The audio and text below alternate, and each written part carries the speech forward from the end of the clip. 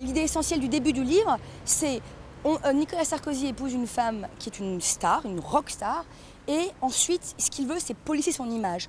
Donc il y a un vrai travail que je décortique, que j'analyse, de comment, à l'Élysée, on a décidé de gommer tout ce qui est de sulfureux chez Carla Bruni. C'est une vraie stratégie. Le fait d'en donner une image de jeune fille, de réservée, toujours avec sa maman, les yeux baissés, etc.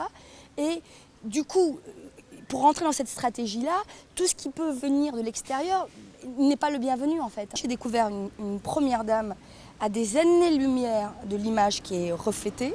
Un des exemples qui était pour moi le plus frappant, qui était sa fondation, et qui s'avère, dans mon enquête, une coquille vide.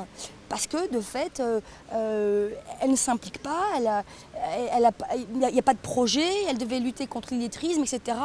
Et mis à part quelques petits trucs un petit peu épisodiques, un peu people, il n'y a pas de réel travail. Elle parle aux journalistes qu'elle connaît, ou voilà, quand elle est sûre de l'environnement, c'est un peu des journaux qui sont un peu proches d'elle. À part ça, moi j'arrivais un peu comme ça. Et donc mon premier contact, ça a été avec Pierre Charon, le conseiller de Carla Bruni et de Nicolas Sarkozy pour la communication. Et il a essayé un petit peu de me dissuader en me disant que c'était pas vraiment une très bonne idée, qu'ils avaient eux-mêmes d'autres projets. Sa maman, avec qui j'avais pris un rendez-vous, c'était acté, m'a appelé la veille du rendez-vous pour me dire que sa fille ne voulait pas me rencontrer, que je la rencontre. Donc elle a annulé. J'ai vu énormément de monde.